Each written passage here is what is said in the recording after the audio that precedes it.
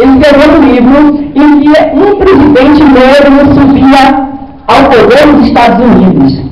Mas, como era um grande conhecedor do mundo e das criaturas humanas, o livro termina como está terminando hoje, com Obama, o negro se branqueando e fazendo exatamente aquilo que os americanos brancos, os WASP, como chamam, que são os americanos protestantes e ricos, estão querendo que seja feito no país. De modo que vocês, se puderem, leiam este livro e vocês vão encontrar coisas magníficas. Está sendo meditada toda a obra pela grupa de Monteiro Lobato. Aqui é a neta dele, que eu vou encerrar a minha palestra contando essa história que foi um presente para mim, que foi o conhecimento através da internet. Nós não nos conhecemos pessoalmente, da dona Joyce Cornbush, que é uma arquiteta, neta dele, filha da sua filha Rita, e que é casada com um engenheiro alemão e que mora hoje nos Jardins, lá em São Paulo. Dona Joyce passou para mim muita coisa sobre o cotidiano do seu avô, das suas lutas, dos problemas que ele enfrentava diariamente contra os muros empedernidos da sociedade brasileira colonial da época, que era extremamente colonial, principalmente em São Paulo, principalmente lá. Então ela diz que Lobato, ele gostava de escrever num porão, numa portada que tinha no alto da casa dele. E lá ele se trancava para escrever os artigos dele, os livros e toda a sua produção literária. E um dia, dona Joyce, que era muito parecida com ele, com a Emília, achou um jeito de entrar nessa água furtada enquanto o avô estava trabalhando. E tinha lá uma garrafinha comum, dessas garrafinhas da roça, né? Que a gente vê muito nas casas do interior. Aí, uma tampa de rolha, aquela tampa antiga, né? Aí ela, não, o que é isso? Que era toda assim, até ela falando no telefone, a gente vê que ela ainda fala assim. Aí, ela está com 90 e poucos anos. E é quem é a curadora das obras de Lobato. Então, ele disse, isso aqui é a garrafa do bar do Saci. O Saci está preso aí dentro. Olha, você não abra. Se você abrir, o Saci vai sair, vai fazer um monte de arruaça aqui por essa cidade e vai dar um grande problema para nós. Está certo, não vou abrir não. Quando o Lobato ficou internado com seu primeiro problema cardiovascular, que o levou à morte anos mais tarde, levou muitos dias no hospital e Dona Pulezinha, claro, companheira de todas as horas, foi com ele. Então ela entrou, conseguiu a chave, estava lá no alto, entrou e abriu a porta e foi olhar o que tinha no escritório, a garrafa lá, né? Como assim, uma coisa viva, chamando toda a atenção dos olhos dela. Ela foi e resolveu, simplesmente puxou a rolha da garrafa. Aí, imediatamente, para uma criança que foi criada na roça, nas fazendas, ela sentiu um cheiro muito conhecido, que era da boa cachaçinha de Piracicaba, que o avô não dispensava uma dosezinha escondendo da família, que a família não gostava que tomasse. Outra coisa, Lobato era um homem completamente desligado da vida material. Lobato não dava, só dava o dinheiro, o valor de pagar as contas. Os bolsos dele, já se dizia, viviam cheios de bombons. Então, se pediu alguma coisa a ele não tinha dinheiro para dar, nem moeda, nem trocado, nem nada. E por causa disso, ele foi à falência, quando Getúlio destruiu a empresa de petróleo dele, que começou a negar também as verbas do BNDES. Ele pediu juridicamente falência. E foi um homem pobre no final de sua vida. Ele já tinha vendido a fazenda do avô, e ele realmente passou algumas dificuldades. E ele vivia, imagine vocês, de fazer caricaturas. Que era o que ele gostava de fazer.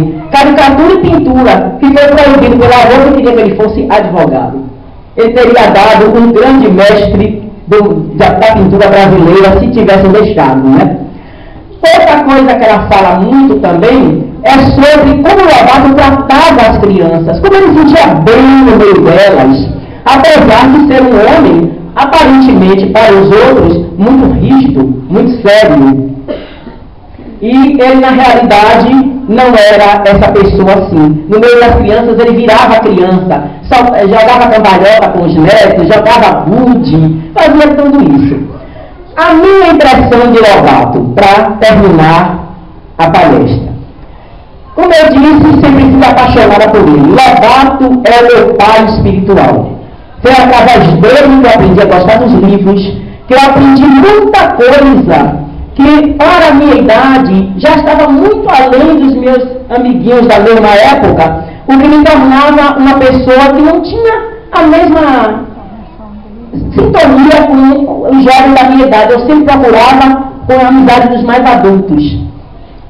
Então, professor Adealdo Ribeiro Costa, um nome que deve ser cultuado, não a Bahia que não cultua mais ninguém, a não ser os poderosos do plantão, ele criou a Hora da Criança, nos idos de 1945, por aí. Ele era professor, apaixonado pela sua profissão, e ele via aquelas crianças sem nada para fazer. Naquele tempo não havia teatro para crianças, não havia livros próprios, não havia cinema para crianças naquela época. Então ele criou a Hora da Criança, onde as crianças brasileiras se inscreviam, como eu, e começavam a cantar, a recitar, a ler, tinha a leitura dirigida, a fazer peças de teatro, e as crianças tinham um espaço onde desenvolverem suas atividades literárias e culturais. E era muito procurada a Hora da Criança. Minha mãe me escreveu, quando o Eduardo quis fazer aqui na Bahia uma peça grande de teatro para comemorar o aniversário da Hora da Criança, que era a peça Reinações de Narizinho, ele escolheu as meninas, que iam ser as pessoas que iam protagonizar a peça. Uma menina chamada Dilma foi escrita para ser Narizinho, que era muito parecida com a verdadeira Narizinho, tinha os cabelos compridos aqui, bem sedosos, e eu participei de uma das formiguinhas do Lobato, né? Ele tinha aquela parte. Então, quando eu fui passando, que era muito arística, eu vi aquele homem de branco sentado numa poltrona parecida com essa, eu fui passando, ele aí pegou no meu braço. Eu olhei para ele, ele também olhou para mim, aí ele disse assim, sente aqui. Aí me botou aqui na perna dele. Quando eu olhei para cima, eu só vi os bigodes, porque tinha bigodes enormes, mas eu não tive medo. Os olhos dele eram muito doces. Aí ele começou comigo, perguntou se eu estava gostando de ser formiguinha. Eu disse, não estou gostando de ser formiguinha não, só quando ele deu o papel da nariz. Ele me deu uma gargalhada muito grande. E é essa lembrança que eu tenho dele. Essa lembrança daquele 1948, quando ele esteve aqui para prestigiar o doutor Adealdo, e logo em seguida, 6 meses depois, ele morreu. E com ele, morreu o Brasil como nunca mais eu vi outro igual.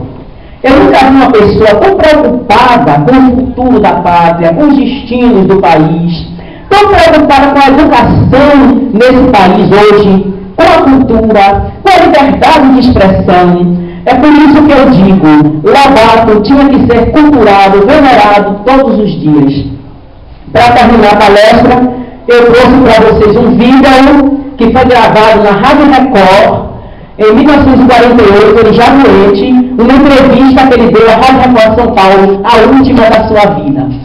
E só me resta agradecer a vocês a presença e o apoio, e lutar para que no mundo de Monteiro Lobato um dia seja aplicado no nosso. Muito obrigada.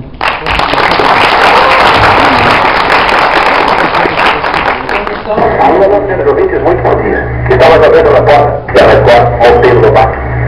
Escritor consagrado, figura destacada nos nossos meios sociais, literários e até mesmo políticos, apesar de nunca ter concorrido, salvo o melhor juízo, a qualquer cargo eletivo, Monteiro Lobato sempre seria bem recebido ao microfone do Estado do Debate. E nós, então, tomamos a liberdade de convidá-lo para comparecer ao microfone da Record. Só seria aceder o seu receber seu gabinete de trabalho, e nós, então, vamos trazer ao microfone da Record Monteiro Lobato. Não para uma entrevista, mesmo porque, em ocasiões tais, o repórter deveria preparar as perguntas de praxe, interrogar sobre passado, sobre criações personagens, etc. nós achamos melhor, em virtude da formação intelectual, do modo de proceder de Monteiro Lobato, realizar uma conversa com o repórter, uma conversa inteiramente improvisada, como costumam ser todas as conversas, ao sabor das ideias e, enfim, abordando assuntos de interesse geral.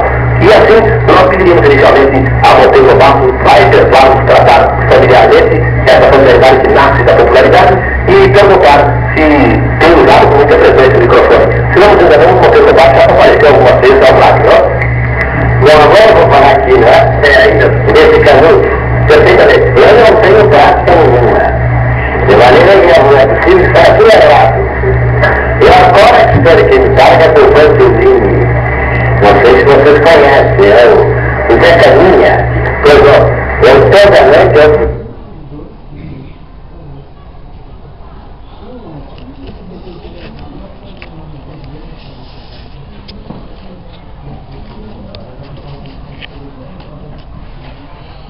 acabou a bateria do Ariana. Mas pelo menos vocês ouviram a voz, né? Porque realmente tinha a imagem, mas eu não sei. Sim, ouviram de imagem, esse último tinha imagem. Com certeza absoluta, eu vou mostrar lá em casa. Vai perder, não deu aqui. Tem um erro aqui que eu passando. Deu erro.